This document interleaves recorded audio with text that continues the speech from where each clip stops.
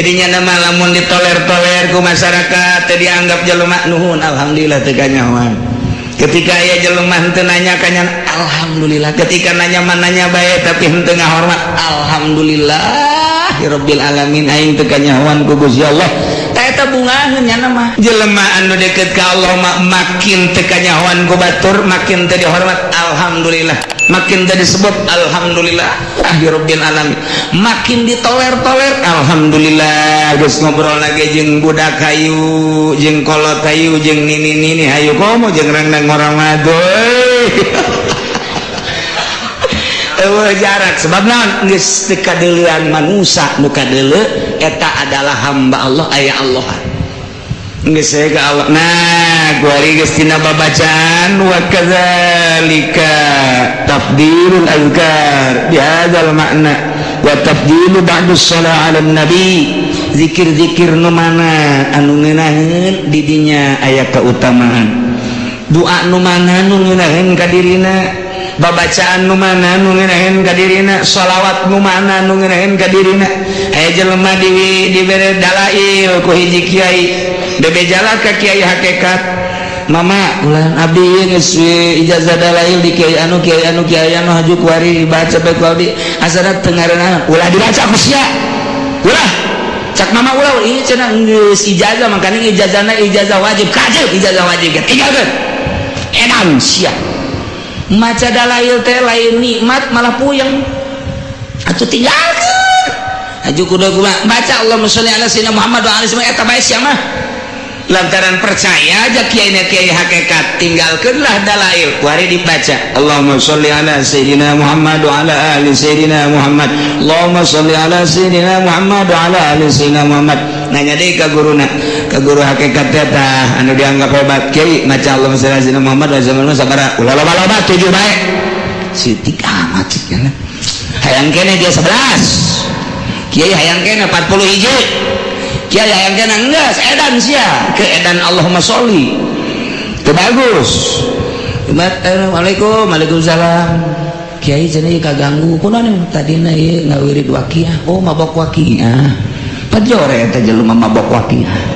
ieu ge jore mabok dalail masa mabok sholawat jeung Quran moal ngamabokeun moal ka jeung kumaha geus jamin pandalail teh sholawat Al-Quran teh kalamullah moal aya anu edan ku maca Quran moal aya anu edan ku maca sholawat edan maca Quran edan maca sholawat eta hayang bae ngeunaheun embung jeung jelema eta edan Quran ari ieu mah edan walah lain Quran dirina kosong teh ngan kebenaran keur maca Quran ulah disalahkeun Quran moal Quran mah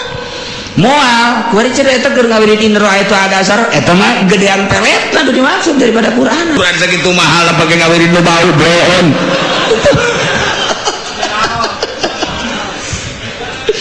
tah nu nyahoeun mah kajeun teuing itu dalail tinggal dalail lain teu bagus dalail teu cocok jeung dirina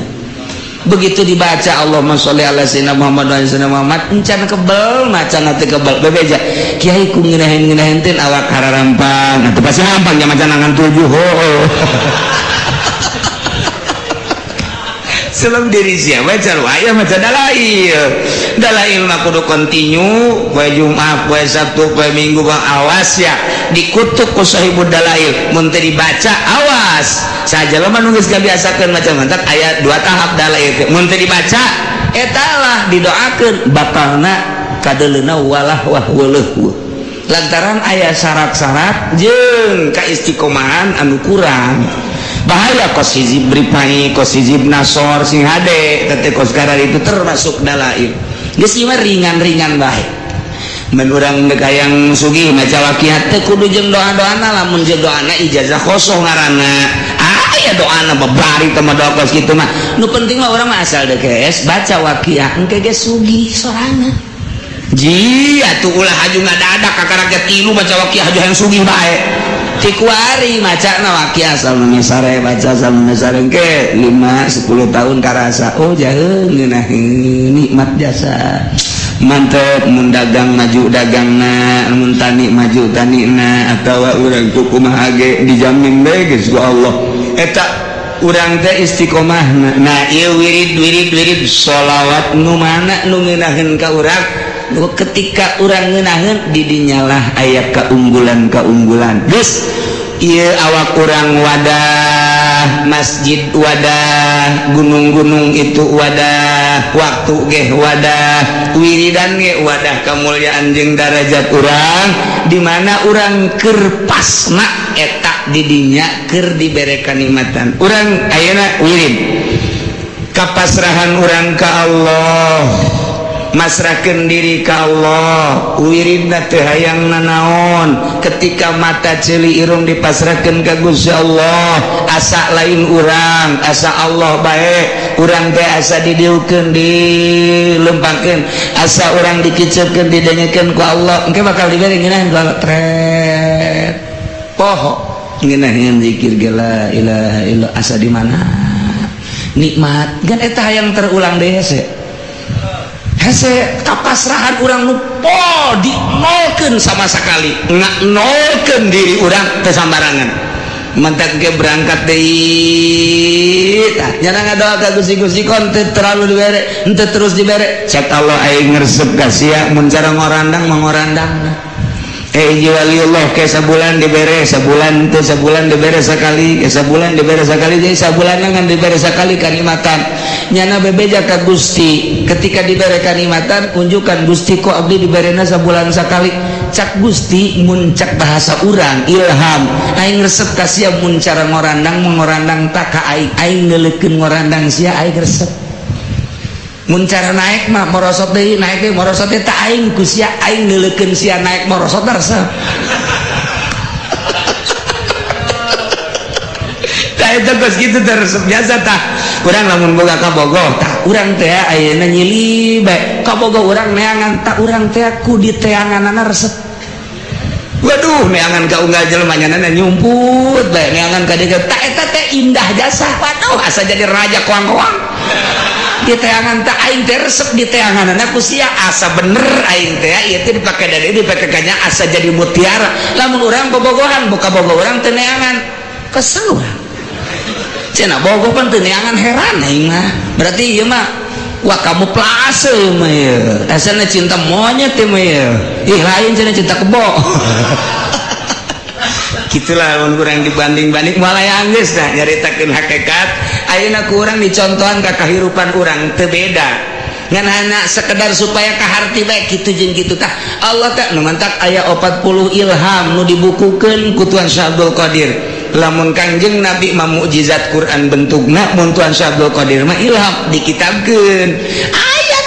nata kula keur bisa ilham jeung Gusti Allah anu dibere ilham ku Gusti Allah anu aya kitabna na etalah para wali-wali Allah subhanahu wa ta'ala seakan nyana ngobrol jeung Gusti Allah nah kitulah keunggulan tempat kitulah keunggulan zikir kitulah keunggulan maca shalawat nu penting urang sing loba zikir loba babacaan ka Gusti loba maca shalawat ka Kangjeng Nabi Muhammad sallallahu alaihi wasallam. Bismillahirrahmanirrahim. Wa idh qila lahum uskunu hadhil qaryata wa kulu minha haitsu syi'tum wa qulu hittah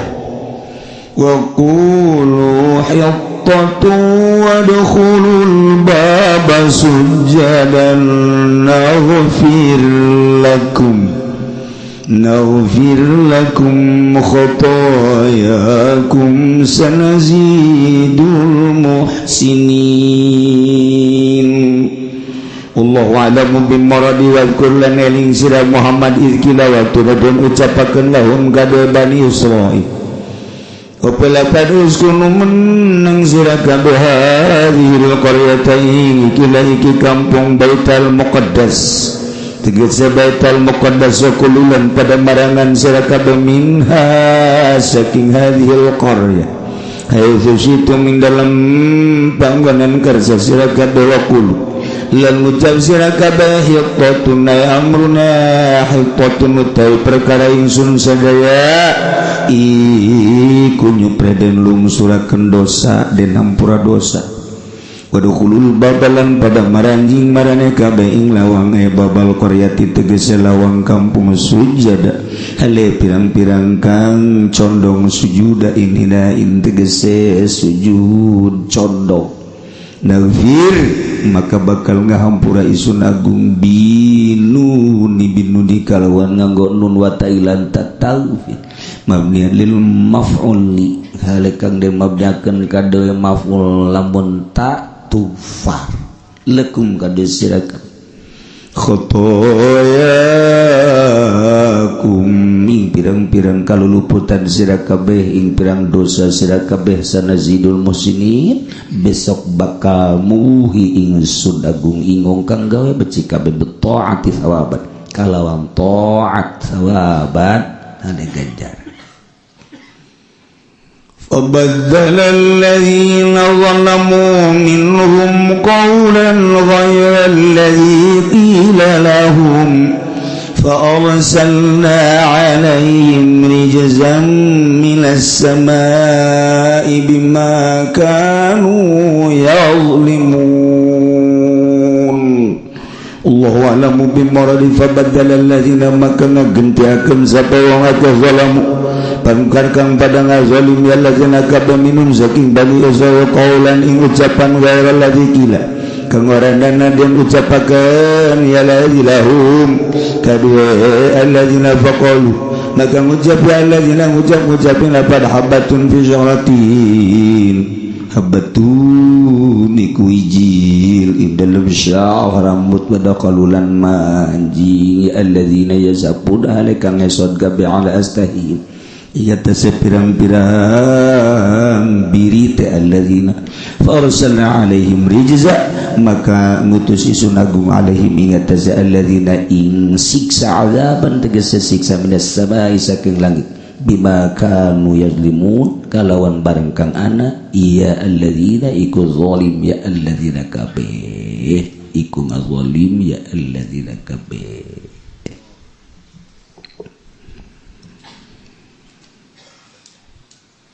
Sakumaha kamari bahwa Kanjeng Nabi Musa alaihi salam kita dakwah ke negeri Palestina kaum titah diringkit ketika datang di jurang tih di gurun tih nu kaayaan rendah didinya cicing ternyata perbekalan teh geus eueuh timbul dahaga timbul lapar panas anu pohar unjukkanlah ke Kanjeng Nabi Musa alaihissalam Kanjeng Nabi Musa dititah ngaatraksikeun naon ngaranna tungkedna nu jadi mukjizat terhadap Kanjeng Nabi Musa ketika kaum ngarasa dahaga menta jang minum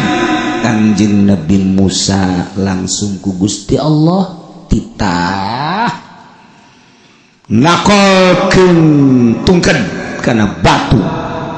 begitu ditakolkeun kala luar cai sesuai jeung letah masing-masing 12 pantah ketika panas Allah ngutus mega awan sehingga tiis aduh luar biasa zallalna alaihimul ghabab bebe jalafar Allah mere buah manna wassalwa ya Allah ya Rabb jang nginum jeung jang mandi aya cuaca sakitu tiis kalantaran dipayungan ku awan dahar dibere ku Gusti Allah hati-hati ieu nikmat kudu dipake ibadah ka Gusti Allah bersyukur ka Gusti Allah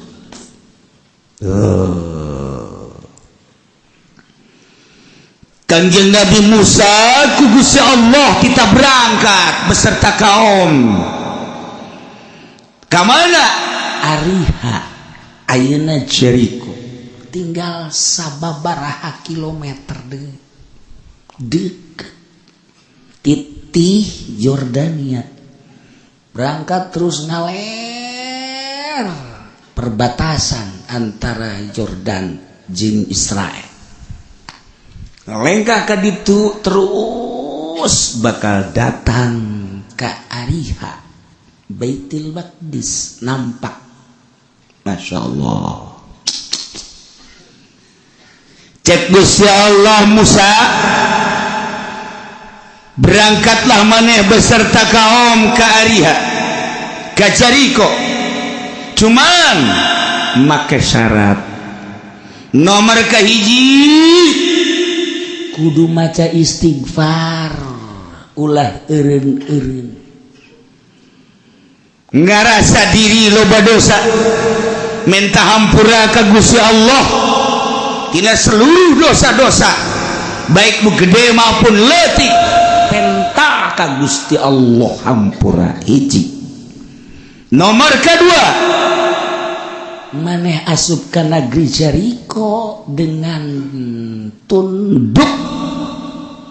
abeh katingali kos jelema nu bener-bener berdosa yakni kadeuleu kos jelema anu DPDP tawadu sageus datang ka ditu dipersilahkan untuk menikmati keayaan negeri eta didinya anjeun Musa bakal ningali kasuburan daerah eta naon bae didinya jadi jeung naon bae didinya bakal buahan ulah kaget Musa didinya lamun aya cau berbagai cau tina cau nu leutik cau emas cau kepok datang ka cau gede bakal aya didinya samangka ti mimiti samangka nu beuleud nu lonjong nu gede aya didinya waluh bakal aya waluh leutik waluh gede aya didinya paria ti mimiti paria buleud datang ka paria panjang datang ka nu sok di batuan panjang paria oral aya kabeh didinya cabe keriting, cabe panjang, cabe beureum hejo kabeh aya. Bawang ti mimiti bawang kitu Tegal. Nyawan ka Tegal. Brebes didinya jeung endog-endogna aya. Woi, datang ke bawang kitu Indian bulede aya kabeh. Wortel cara di Cipanas Bandung Parahyangan araya kabeh kadinya wah segala rupa aya ulah kaget Musa begitu datang kadinya silahkan nikmati halal bejakeun ku Kangjeng Nabi Musa wahai kaum Allah geus meresen urang titah berangkat dalam rangka dakwah ke Yerusalem tepatna di daerah Baitul Maqdis nuku urang kita disinggahi adalah Ariha Jericho didinya tempat anu subur segala rupaya cai singkolocor palawija anu sakitu luar biasa lobana kulantaran cai singkolocor bakal loba cai di harandap anu ngendak anu lempang eta nu ngaran lauk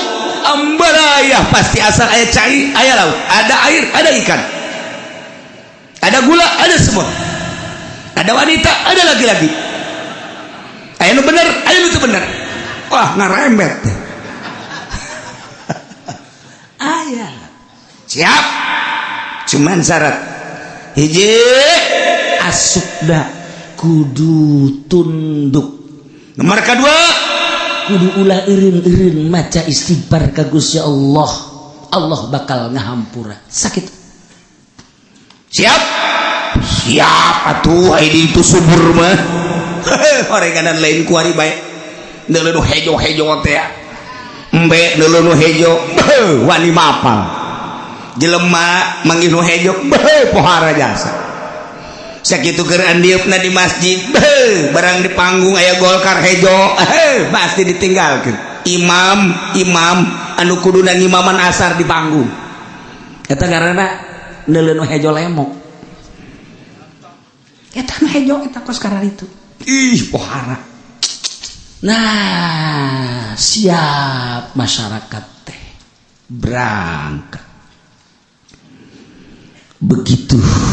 titah istighfar henteu poho nya teh salantaran diberi nikmat anu pohara awan terus niungan cai sing kolocor ditih geus sakitu poharana dahareun loba teu pernah kalaparan teu pernah kapanasan teu pernah kadahagaan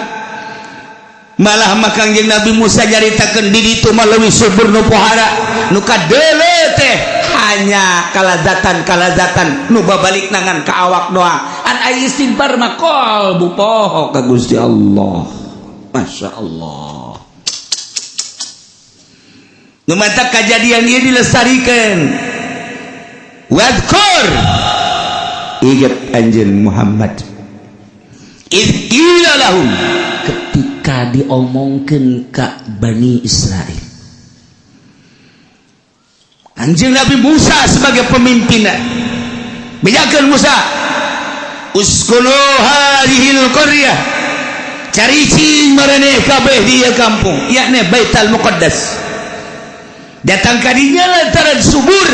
wa kulu minha silakan dalahar halal naon bae nu aya haitsu syi'tum di mana bae maneh kersa maneh hayang maneh hendeut mangga bae wakulu cuman ngomong aranjeun kabeh hifatun ay amruna hifatun mas'alatuna hifatun yakni antahittu anna khotoyana kami mah eueuh deui ngan sakadar menta dihampura kesalahan-kesalahan kami hifatun sok baca istighfar astagfirullahaladzim sambil berangkat masuk negeri eta tawadu ka Gusti Allah sambil istighfar mangga engke ku kaula cek Gusti Allah naghfir lakum khotoyakum bakal dihampura kasalahan-kasalahan aranjeun kabeh ulah-ulah anu leutik nu gede dihampura ku kaula asal seperti eta lamun geus dihampura maneh aya dina ihsan bagus ihsan makin loba makin istimewa makin loba makin bagus makin loba makin bagus kayak ku kaula ditambah-tambah sanazidul muhsinin bakal ditambahan ku kaula kebagusan sok laksanakeun berangkatlah Kanjeng Nabi Musa beserta kaum ieu supaya diingat ku Kanjeng Nabi urang maksudna ku urang sebagai pengikutna sebagai umat Kanjeng Nabi urang Kanjeng Nabi Muhammad ketika urang dibere nikmat bakal kumaha kamari ieu mah getol jasa ngaji keur can boga motor barang boga motor saminggu ngaji saminggu henteu saminggu ngaji saminggu henteu motor teh lain pake syukuran keur can boga mobil mah getol ngaji barang boga mobil boh teu kaburu ngaji mobil berarti jadi siksa kamari ieu keur pas-pasan mah ongkos teh daek ngaji daek salat barang amboh duit ieu jutaan kuari geus poho ka ngaji poho ka salat kamari mah teu hayang ganti HP nu jadul ge terus bawa kuari mah lamun teu bisa WhatsApp teu bisa jalan harai Masya Allah pengaruh duit pengaruh ngajauhan ka Gusti Allah ya Allah ya kamari mah hirup teh saya aya bae jeung pamajikan teh begitu romantis agar hirup saya aya boho barang boga duit pamajikanna mulai rada tinggalkeun horenganan nyana geus bobogohan deui jeung urang bojong ikan mau bencana ya Allah tuh kan luman takwal qur'ani anjeun Muhammad ingat anjeun Muhammad izqila lahum waktuna diucapkeun ka Bani Israil uskunu hadhil qaryah sok asup cara ricing maraneh di kampung ari hayana Baitul Muqaddas kaayaan kampung nu sakitu suburna bubuahan tatanen jeung sajabana wa kulumin haitsu syi'tum sok geradalahar ku aranjeun kabeh di mana bae anjeun hayang wa kulu hitatun jeung ucapan anjeun ulah eureun-eureun hitatun ieu minta dihampura tina sakabeh dosa wadkhulul bab asup maneh kana lawang kampung begitu memasuki sujada dongkok nagfir lakum kaula bakal ngahampura cek Gusti Allah lakum ka aranjeun kabeh khotoyakum kana dosa-dosa aranjeun kabeh boronu leutik gede kabeh dihampura ku kaula. Namun bada geus hampura berarti geus bagus kabagusan moal diantep sakitu sanazidul muslimin bakal ditambah-tambah kahadeanana masya Allah. Fabaddalal ladzina zalamu minhum qawla kumaha kajadianana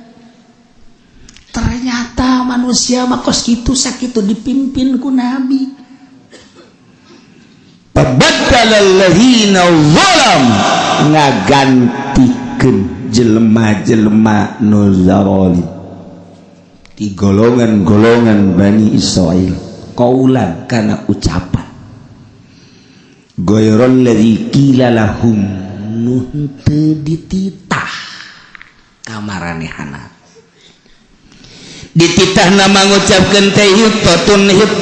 hitatun dasar wajeng mentah hampura minta dibicen dosa hitatun titah ngomong eta begitu asup ka negeri ariha bari kayaan dongko bari ngomong hitatun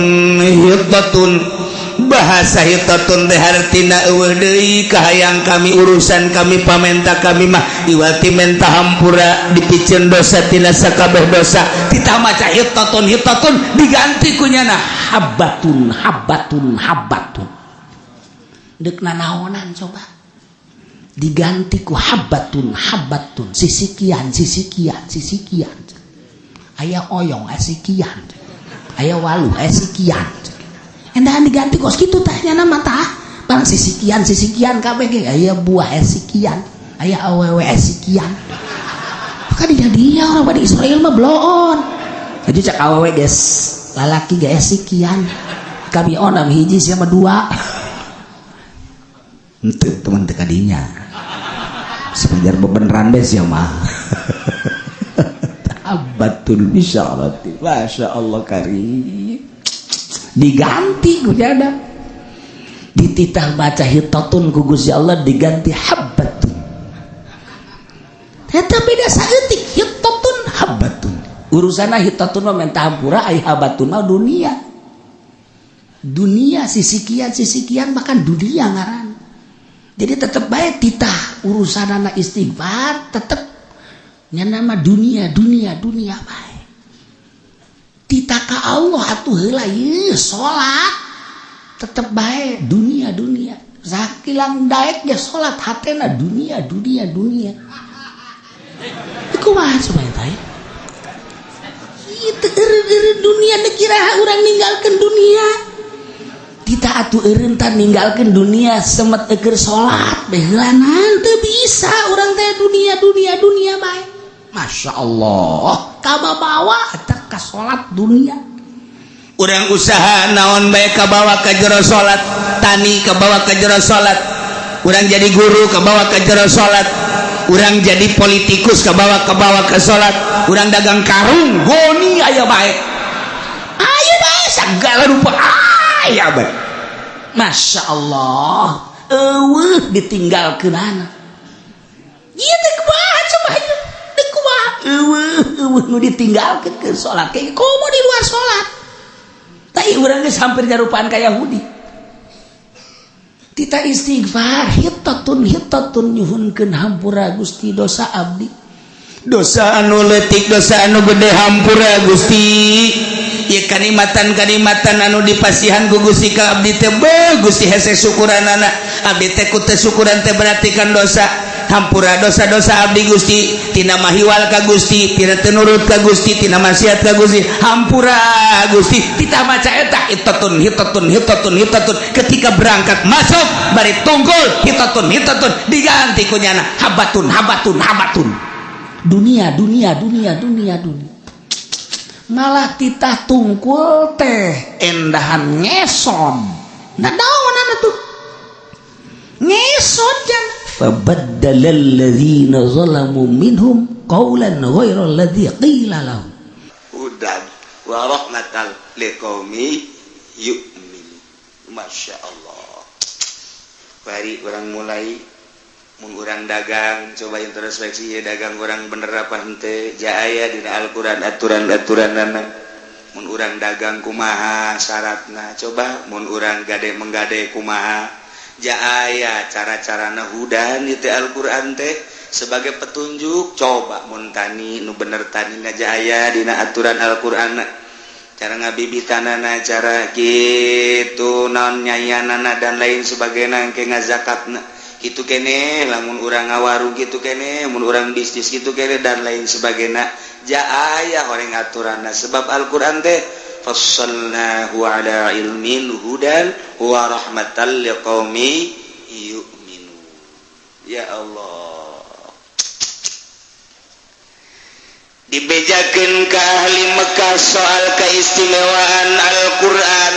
rincian-rincian Al-Qur'an penjelasan Al-Qur'an tentang kabar-kabar baik nu harita maupun anu geus kaliwat anu nyaho majelas tu can nyaho manehanana nu baheula di zaman nabi-nabi nu samemeh Kangjeng Nabi kitu kene urusanana nu gaib tentang waktu perjanjian Gusti Allah tentang waid ancaman Gusti Allah dibejakeun ku Kangjeng Nabi ka ahli-ahli Mekah ka kofar Mekah kumaha tah sikap ahli Mekah hal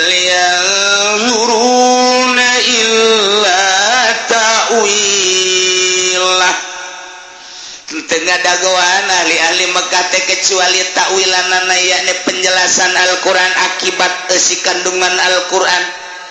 caknya Muhammad ngomong bae Al-Qur'an teh sebagai mukjizat anu dirinci ku pangeranana di jerona aya berita-berita tentang perpolitikan, perekonomian, perbudayaan dan lain sebagainya. Al-Qur'an teh cenah deuk ngatur. Kemudian kabelah dituna aya janji jeung ancaman mun nuturkeun Al-Qur'an dijanjikeun ku Gusti Allah bakal ka sorga, lamun teu nuturkeun bakal ka neraka. Hei aing mah teu pati-pati ngadagoan kana eta kecuali hayang nyaho bukti engke takwilanana kumaha coba kuari mah aing moal nur coba di akhirat teh nyaho atuh hayangnya di akhirat kuari coba atuh laksanakeun iman engke nyaho di akhirat ieu mah teu hal yanzuruna tepati ngadagoan ahli-ahli Mekah kupar Mekah ila tawila kecuali akibat si kandungan Al-Qur'an nu bakal jelas nyata tentang wa'di jeung wa'id engke jaga di akhirat nu mantaknya nama teu iman ka Allah teu iman ka Kangjeng Nabi teu iman ka Al-Qur'anul Karim eta Nasrani lain teu maca kana kitab suci Al-Qur'anul Karim dibaca kunyana lantaran dina kitab Injil geus aya penerangan-penerangan tentang turuna Kangjeng Nabi urang Kangjeng Nabi Muhammad tentang kitab Al-Qur'anul Karim tapi manehanana ieu asup kana ayat hal yanzuruna illa ta'wilah tepati ngadagoan yana kecuali hayang nyaho akibat si kandungan Al-Qur'an buktina coba engke kumaha ta Al-Qur'an kuari bah sia-sia aing bae sia Al-Qur'an aing bah Injil bae sia Al-Qur'an aing bah Taurat bae sia Al-Qur'an aing bah Zabur bae agama sia Islam aing bah Nasrani agama sia Islam aing bah Yahudi coba hayang nyaho engke di akhirat panganyina eta mah kos kitu mah lain iman ngaranna mantak yauma yati ta'wiluhu yaqulul ladzina nasu min qabl kejadian mangke para raeh nu kuari mah nu iman nu henteu geus aya ti dituna kuari keur meujeuhna perang di Indonesia khususna umumna di dunia perang melalui fisik tingali di Irak tingali di Suriah tinggali deui baheula di Libya perang melalui fisik belah dina perang melalui ideologi perang melalui politik perang melalui ekonomi urang kuari keur diperangan ku Yahudi jeung Nasrani melalui politik urang geus sengkleh melalui perekonomian urang geus sengkleh dengan cara-cara ekonomi Nasrani diasak datang ke lembur-lembur Indomaret itu Alfamart dan berbagai si maaf ya teh kapan geus merasuk ka hadap Yahudi perekonomian urang mah aya di bawahnya nyana ngambil keuntungan di negara urang melalui birokrasi melalui jual beli aset melalui pasar-pasar model toko-toko dan lain sebagainya dibawa kabeh geus puguh hasil bumi dan lain sebagainya dibawa urang mah hanya sampah-sampahna hungkul perang ngaranna itu perekonomian perpolitikan nyana nu menang perbudayaan masih tarik ulur dina budaya urang ngabudayakeun Islam pakaian eleh nyana kadang urang menang deui kuari mah merintah kuari mah artis alhamdulillah make pakaianana baju koko sopan make jilbab belah ditu serang deui ku nyana sakalina eleh susu ambalaya pingping ke mana-mana artinya ke mana-mana ke jelema ka mana pingpingna ka mana misa burung heuh gitu awakna di mana susuna di mana budaya model gos kare itu tarik ulur terus mantak ieu nu dihanjakalkeun urang mempertahankeun budaya Islam melalui uraian Al-Qur'anul Karim anu diijmakeun ku para ulama geus jelas ya salat tata carana adab-adabana kieu dirusakna ku orang-orang anu deket ka Yahudi mudrat tidak usah pakai baju gamis itu mah budaya Arab cekna kita mah biasa aja di Indonesia mah pakai baju batik pakai baju dan lain sebagainya kos gitu naon bedana jeung Yahudi tarik ulur nya teh nu kos kara itu teh encan aya mutlak menang mah sebab lo pakai aneh berkeliaran di Tangerang Ki Haji pakai sorban pakai kopiah pakai jubah waduh bisa tukangeunana mau monon di mana ya pajar juri gitu sebenarnya mah tapi aya kene nu kuat di Cianjur kadeuleu masih kuat di Bandung masih kene anu kuat rakyat mah santri kitu urang lembur masih kararuat ustadna make kaos kitu make kopiah mantaknya cangcaya ka ustadna aing ye nuturkeun ucapanana sementara nyana mah nuturkeun Yahudi geus bae cangcaya tak ka kiai-kiai nu kitu ieu di urang mah masih kene tungtungna nyana membabi buta bae nyalah-nyalahkeun ka urang padahal mah aya di diri nyana sebab nyana tasabuh jeung kafir masih tarik ulur perpolitikan urang eleh perekonomian urang eleh perbudayaan hampir eleh terus kabelah dieuna urang pendidikan ge geus hampir eleh diserang terus ku Yahudi terus nah kaharepna wallahu a'lam ikan perang ngaranna terus ieu masarkeun ieu wow pasaran teh lain di pasar terbuka bae di internet woi pasaran-pasaran di internet ya geus jualan samping jualan baju jualan jubah di internet geus penjualan kitu keramik jualan teraso dan lain sebagainya ka jualan si eta ya di internet mah jualan si eta ya tinggal klik waduh nomor teleponnya berapa sih harganya oh iya langsung tek oh iya siap tahun baruan di mana oh iya kita di Bali saja oke lah ketemu nanti di Bali oh lihat ya gitulah amarita kejadian udah nggak usah ke Bali kita situ aja Cipanas ya udah Cipanas saya booking 4 dah jangan 1 waduh banget iya gue sekarang itu jika karek dalam rincan anu di luar negeri anu liburan di Singapura anu liburan di Thailand anu liburan di Bangkok anu liburan terus ka ditu ka Timur Tengah dan lain sebagainya nu ka Eropa nu ka Amerika wallahu a'lam kumaha meureun cacak liburan di urang ge seperti kos karar itu komo di ditu mah ikir perang terus perang nyana kuari keur ngibarkeun bendera Yahudi ngibarkeun bendera Nasrani melalui dakwah Nasrani terus nyana dakwah terus-terusan urang ge dakwah terus-terusan terus adu kekuatan tentang dakwah Nasrani, dakwah Islam, dia dakwah kurang mayoritas Islam tetapi suara Kristen kok begi unggul amat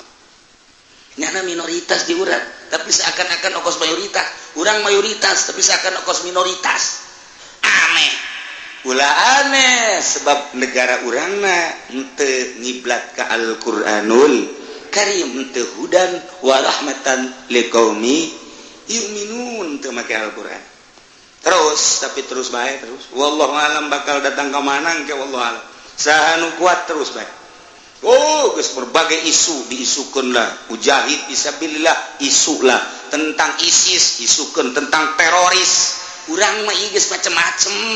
teu meunang dakwah teh asal dakwah keterlaluan teroris dakwah keterlaluan ISIS henteu kumaha coba geus kos kieu kaayaanna teu kaluar tina aturan-aturan Allah urang hirup di akhir zaman seperti kieu tetap urang mah aturanana hudan wa rahmatal liqaumi yu'min tenungguan manehanana kecuali kana ta'wilan Al-Qur'an hayang nyaho engke pararae kiamat sanggeus kiamat engke diganti bumi teh urang dibahas dihudangkeun ti kubur ngaranna baas idinya bakal digiring ka mahsyar kakaraknya ho aslina Al-Qur'anul Karim yauma yati ta'wiluhu yaqulul ladzina nasuhu min qabl begitu dibariskeun jaga di mahsyar teh kemudian kadeuleu timbangan tidinya kakarakanya hoan tawilan Al-Qur'an teh nyata nu baheula dicaritakeun ku Nabi Muhammad ku Kangjeng Nabi Muhammad dicaritakeun ku penerusna para sahabat dicaritakeun ku para tabiin ku atba tabiin terus dicaritakeun ku warasatul anbiya ulama nyaritakeun tentang isi kandungan Al-Qur'anul Karim kadenge baheula ku kafir Mekah belah dieuna ku seluruh kafir-kafir saantero anu di Amerika kafir ngadenge nu di Inggris kafir ngadenge Jerman Jepang di Hong Kong ngadenge kabeh termasuk di urang di Indonesia kafir-kafir teh ngadenge kana penjelasan Al-Qur'anul Karim nu nyana ge sarua bae coba buktikan nanti di akhirat begitu pae kakarak yauma yati ta'wilu barang datang dina poean tawilan Al-Qur'an yane poe kiamat di mana poe kiamat teh kapan engke dijelaskeun ku Al-Qur'an lamun bae manehnana akur jeung aturan-aturanana nu bener perintah dilaksanakeun nu salah dijauhan waduh pernah janji Allah surga ketika nyana nabrak teh iman ka Allah teh iman ka Kangjeng Rasulullah teh ngalaksanakeun aturan-aturan Al-Qur'anul Karim wahid silaka kena ancaman Allah neraka kuari kafir-kafir Mekah teh geneuleuh kana tawilan Al-Qur'an akibat anu aya dina sidra Al-Qur'anul Karim yane poe kiamat kua ngomongna yaqulul ladzina lasu ngaromong jelema-jelema anu naringgalkeun kana Al-Qur'anul Karim nu memeh kiamat baheula nyana dicaritaan tentang Allah teh pangeran teh Allah jika Al-Quran diceritakan bahwa Nabi akhir zaman teh Muhammad diceritakan bahwa hukum-hukum teh ulah keluar tina Al-Quranul Karim dek naon dina Al-Quran urusan wajib urusan haram urusan sunnah urusan makruh urusan mubah urusan soheh urusan batal geus aya dina Al-Quranul Karim nyana ngabaikeun kana Al-Quranul Karim baheula keur waktu di dunia kuain nyata dihareupeun nyana aya neraka kumaha ngomongna qad ja'at rusul rabbina bil haqq nyata datang baheula teh rasul pangeran urang di zaman Kangjeng Nabi Musa nyaritakeun tentang rasul nu diutus ka kaumna di zaman Kangjeng Nabi Isa nyaritakeun rasul nu diutus ka kaumna ja Kangjeng Nabi Isa teh lain pangeran nu kuari ditritunggalkan Kangjeng Nabi Isa na bakal dipanggil emang maneh ngaku pangeran Gusti Paralun abdi mapan Rasul Gusti nu kuari disebutkeun naga Tritunggal eta teh tilu tapi tunggal tegarti urang mah nyaya tilu hiji.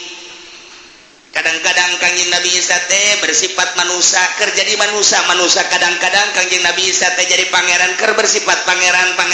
nyaritakeun tentang kemanusiaan Isa buktina nyaritakeun tentang ketuhanan Isa maksudna jadi urang mun nyaritakeun tentang Tuhan Isa tentang manusia Isa gitulah Kristen mah jadi dianggap bahwa nyana adalah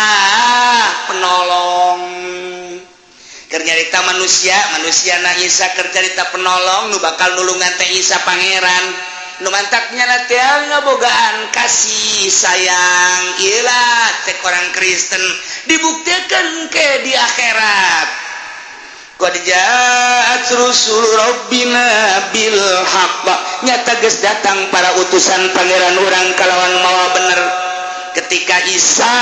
diturunkan ke dunia mawa hak jak-jakna lagi ulama lain pangeran tapi seorang rasul Kangjeng Nabi diturunkan komo Kangjeng Nabi mah ulama mawa teh ngan sakadar tabligh mawa karisalahan Quran buktina nyaritakeun tentang politik aya dina Quran ekonomi aya dina Al-Quran budaya aya dina Al-Quran jeung segala rupa tanyakeun ka Al-Quranul Karim iyalah nyana kuari geus nemah kafir nu baraheula di zaman Kangjeng bae heulanana horeng bener eta Quran kadeuleu ku urang kuari tuh bendera Muhammad kadeuleu tuh bendera si Jahal Abu kadeuleu kuari bendera para sahabat para mujahid fisabilillah kadeuleu bendera aulia Allah kadeuleu bendera ulama kadeuleu bendera anu bakal diberangkatkeun kapilah-kapilah tersebut ka surga Allah nyana leuleuh pemandangan ku mata nyana sorangan ieu bendera Abu Jahal ieu bendera Firaun bendera Namrud termasuk tokoh-tokoh nu kunyana dituturkeun geus cuk cerek bae nyana aduh oranganan bener eta Muhammad bener eta Al-Quran aduh geus gararideg bae kabeh Kristen geus gede Yahudi geus gede kitu keneh Buddha Konghucu Hindu kabeh geus gede ternyata bener horeng eta kiai nu sok ngomong-ngomong Al-Quran teh ja bener lujag lejeg diri teh bangsa ustad teh wow di hadapan kafir eta ustad para santri ulang hiji kadinya tamal di neraka kadieu siap cakapir teh siap kerja jadi anak buah aing siap malah digawe di pabrik aing mun ku aing teh digaji masih ada mal hirup sia ceng tadi sia karyawan aing sekarang sudah lain-lainnya lagi ya bos geus kitu-kitu bos dulu saya butuh uang untuk ibadah kepada Allah kenapa lo dulu nggak ngajak buah pan udah bos udah saya ajak bos yang bener bah kita bah Al-Quran agama mah Islam kan bos sendiri yang marah malah ngajakin saya ke agama Kristen gimana sih bos iya ya lu sih nggak beneran ngajak juga kurang bagaimana udah bos ono apa no itu mana api iya itu buat bos aduh geri ya sa nggak ada gitu ya Allah kapan jeung pejabat leluhurnya Pak Jenderal ya lu atuh kenapa dulu nggak ngasih tahu gua coba kalau dulu nasihatin gua mah jangan marah-marah melulu jangan terlalu kejem coba unjukin gua ujung-ujungnya kan gua nggak pernah sholat kredit jalan terus kenapa lu nggak pernah tuh bos kalau bapak saya kasih tahu aja bapak mah langsung pistolnya nongtot apa itu nongtot atau bagaimana saya mau nasehatinnya bos pada nasehatinnya nggak pernah mau mendengar si bapak mah ada ngedenger sama Ki Golkar lagi ya tuh gak beres mana Ki Golkar ono di depan pemimpin dia mimpin kemana ya sama-sama ke sono udah itu aja ikutin ya Pak ya kamu mah ini kemana ya, saya mah ya namanya juga prajurit dulu sholat saya terus, puasa terus, saya mau biarinlah gaji juga kadang-kadang ya seada-adanya aja. Saya mah alhamdulillah ngikutin KK yang bener waktu dulunya. Lu kenapa nggak ngasih tahu gua? Kan udah saya kasih tahu, bapak kan marah sendiri. Pistol aja nogel, apa itu nogel? Aduh, jadi gara robel kok si unyil jeung secuplis kieu. Kocek. Nggak bisa kuku bah. Jenderal tinggal jenderal, bupati ngomong, lu rakyat gua ya? Iya bapak ya? Iya. Lu kemana? Saya mau ini bendera kiai saya di sini. Bapak punya bendera? Ada. Kiai mana? Oh no kiai. Kemana? Tahu itu. Ya rombongan sini dia mah. Aduh. Lu kenapa dulu nggak nasihatin bapak, cek Pak Bupati tuh tolong nasihatin kalau bapak salah, jangan korupsi gitu, jalan bener-benerin, jangan muncul sendiri, yang ini muncul, yang ini apa, itu kan nggak beres tuh, kenapa nggak dinasihatin? Kan saya udah nasihatin, bapak yang nggak ngedenger, dulu kan bapak nggak punya telinga bapak kan nggak ditaruh di sini, ditaruhnya di pantat kan dulu, makanya sekarang rasain lupa. Mungkin orang bisa gitu ke Bupati, kuari mah ditangkap orang. Ini makan cerita di ditu yang mengger. Cerita di itu, nangkap gua mah ya mah dongeng di ditu yang mah.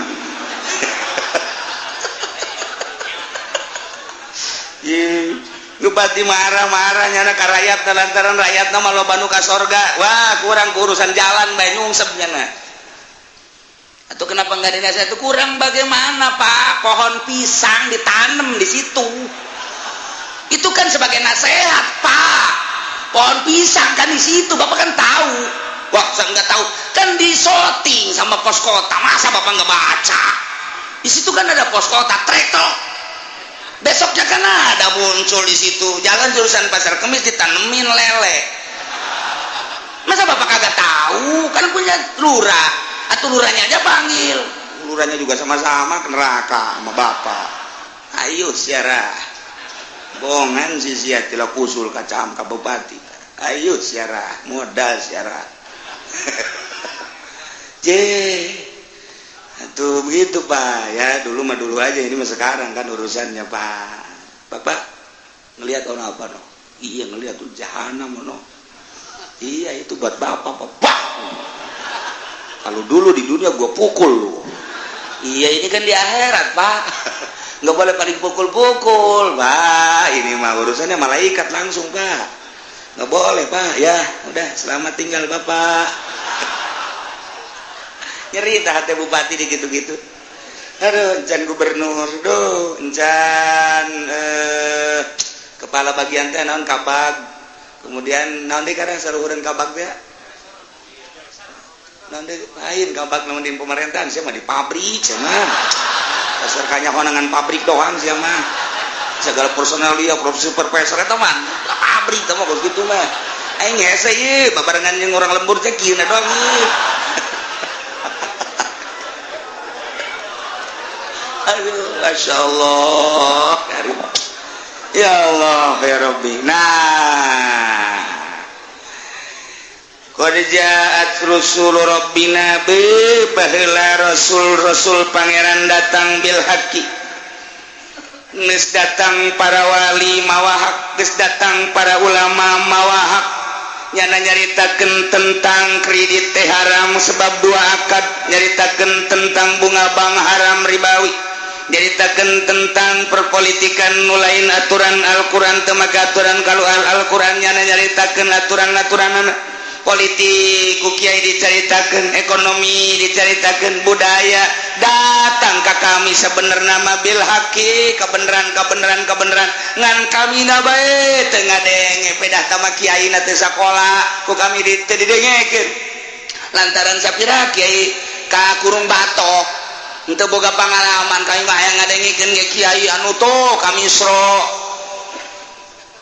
nuka Yordan ka Turki hayang kami mah boga kiai nu sekarang itu anu haju dikendalikeun jeung kami ku kami cek kami hideung-hideung cek kami koneng-koneng berarti nyana nuturkeun ka kami hanjakal jasa keur di dunia teu nutur-nutur kiai salapi. Nah di dieu ieu kakara kuari mah nyana teu percaya dah kiai kos kitu ulah didengekeun antepkeun gerak pae sia ku aing dek dilalaga sia di akhirat cenah ki uci mah sokos cenah bakal ka surga beje sia nyebut sok aing hayu geura pae sia aing mah boga kayakinan aing maca Quran osok salat osok aing mah sanjan teu husu ge ye aya sia korupsi dan lain sebagainya mahnya Allah ngabenerkeun kana korupsi keyakinan aing mah kajian kumaha ge hayu ngadu sia di akhirat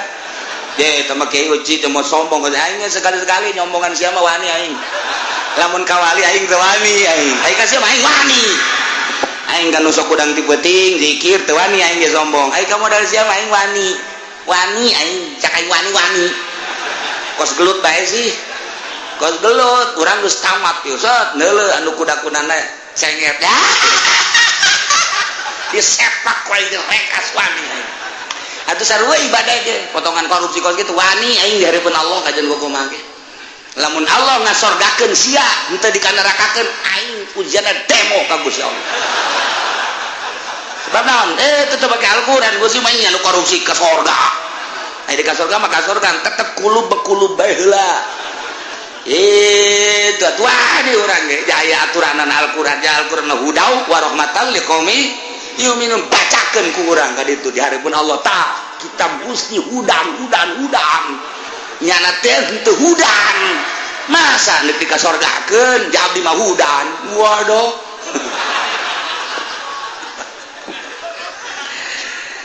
dah kata maksudna mah supaya siapa lawan bae nah bener cek kafir teh cek musyrik anu total teu nuturkeun kana Al-Qur'an tenauhidkeun ka Gusti Allah teu percaya ka Kangjeng Nabi Muhammad teu make kana Al-Qur'anul Karim teu iman maksudna atawa nu iman ka Allah iman ka Kangjeng Rasulullah ngan teu make kana aturan Al-Qur'an nya ge ngomong sarua bae bangsa jawara bangsa pejabat anu teu make Al-Qur'anul Karim bangsa tokoh-tokoh nu teu make Al-Qur'anul Karim ngomongnya na bakalna jauh qad ja'at rusul rabbina bil haqq nyata rasul pangeran urang teh datang ka urang kabehan mawa bener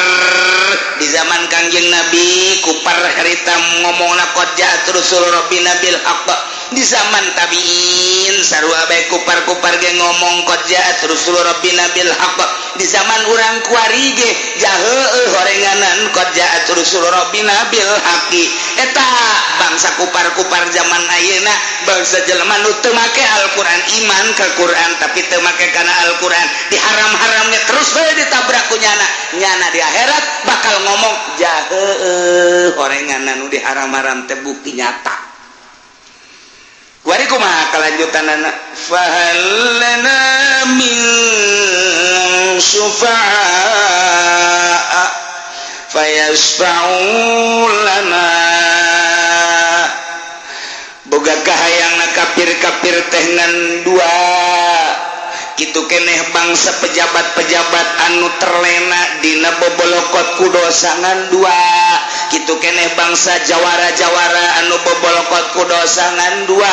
kahayangna nomor kahiji nanyakeun nu nyapaatan nomor kadua mun eueun nu bisa nyapaatan maka kami mah balikeun deui bae ka dunya